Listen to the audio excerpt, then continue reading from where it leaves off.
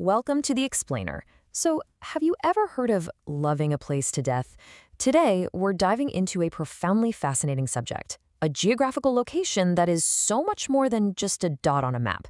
We are tracing the deep history, the mythological origins, and, frankly, the stark modern reality of Vrindavan. We're going to see exactly how an ancient, idyllic forest from legend evolved over the centuries into a massive global epicenter of devotion, and how it now stands right on the precipice of a serious ecological crisis. Okay, let's dive into this by starting with the name itself.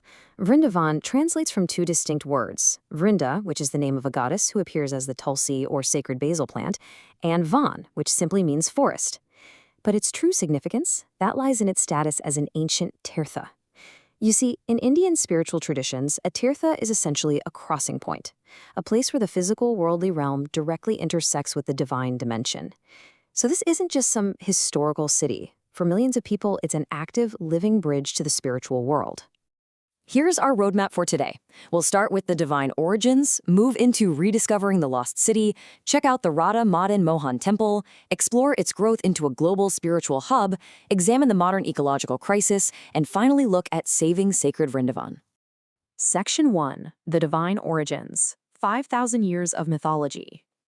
To really grasp this land's foundational identity, we have to go all the way back to the era of Lord Krishna. There's this ancient Sanskrit text, the Harivamsa, and it paints such a vivid picture for us. It describes a pastoral paradise, an abundant forest packed with sweet fruits, massive banyan trees, and a cool breeze where, get this, all seasons are present simultaneously. It was a place teeming with wildlife, grazing cows, and just an unparalleled natural harmony.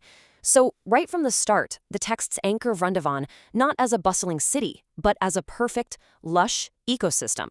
And right at the heart of this ancient ecosystem is the river flowing alongside it, the Yamuna, which is also personified as the goddess Yami. What's super fascinating here is the etymology. Vedic texts show the name actually comes from the root word yam, which means control, restraint. Over its 1,376-kilometer journey, it's famous for its quiet, controlled flow and its distinctively dark, blackish waters. The ancient seers basically personified her as a controller of passions. She's a river that keeps her powerful waves peacefully in check. Now, what's really interesting about this is how ancient mythology translates into practical environmentalism. Take the famous story of Lord Krishna defeating Kalyanag. On the surface, it's a wild tale of a giant multi-headed serpent poisoning the Yamuna River, but the allegorical interpretation, it's pretty profound. In the texts, Krishna doesn't actually kill the serpent, he injures it, subdues it, and commands it to leave the river and go elsewhere. According to researchers, this actually serves as an ancient environmental mandate. It was a strict, early directive to remove toxic elements and protect the village's vital water source from pollution.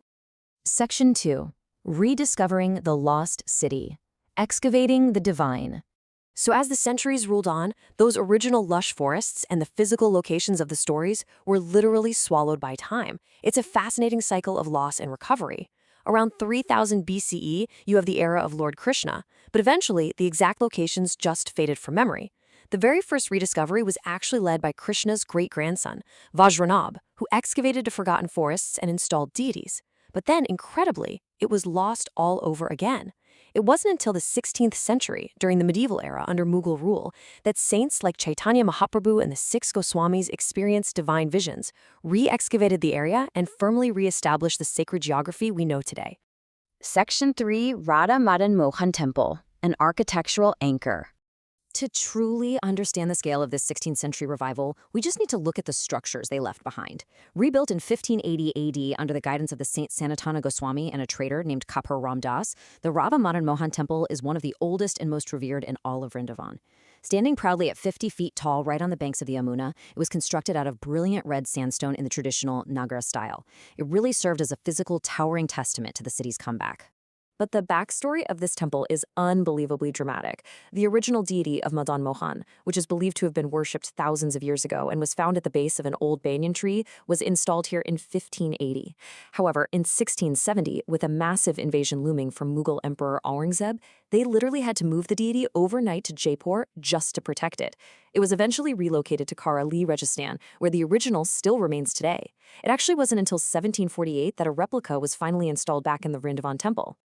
Section 4. A global spiritual hub. From local village to world stage. This deep, dramatic history, paired with the intense devotion of the saints, acted like a total magnet, drawing an incredibly diverse mix of historical figures over the years. I mean, you have the Mughal Emperor Akbar, who was so moved by the devotion he witnessed that he actually donated the red sandstone used for another major temple. Fast forward to 1891, and Crown Prince Nicholas II of Russia visits and famously compares the beautiful riverside town to Venice.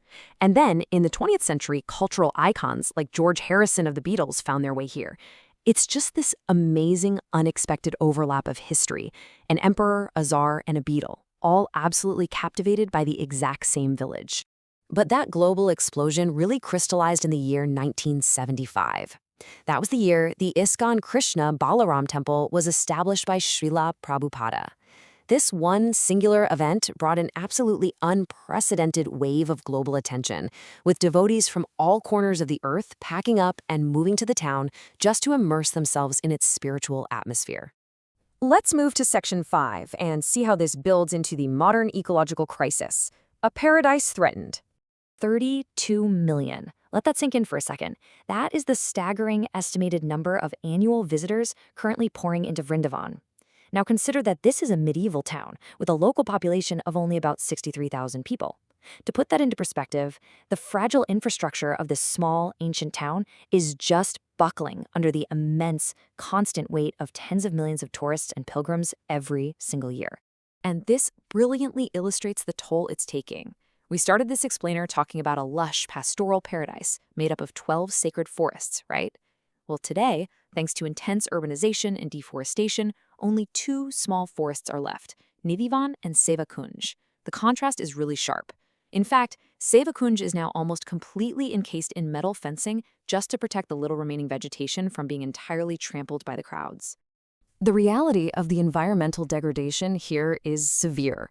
The sheer volume of visitors creates mountains of non-biodegradable waste, especially all those styrofoam plates used for large temple feasts, and the local municipal waste management simply can't keep up. On top of that, destroying the surrounding forests has forced huge monkey populations straight into the city, which creates conflict and spreads disease. The medieval drainage system leaves untreated sewage flowing right out in the open. And the Yamuna River itself, the river that ancient texts praised for its purity, it's arriving in Vrindavan already choked with upstream industrial pollution. Section 6. Saving Sacred Vrindavan, the Path Forward. While the threat is definitely existential, it's important to know the response is coming from multiple fronts. NGOs are working tirelessly on the ground to try and manage the overwhelming garbage situation. Local citizens are actually turning to the courts, filing cases against government constructions they view as destructive to the natural floodplain. At the same time, there are government proposals aimed at totally overhauling the tourism infrastructure and traffic management to handle these massive crowds.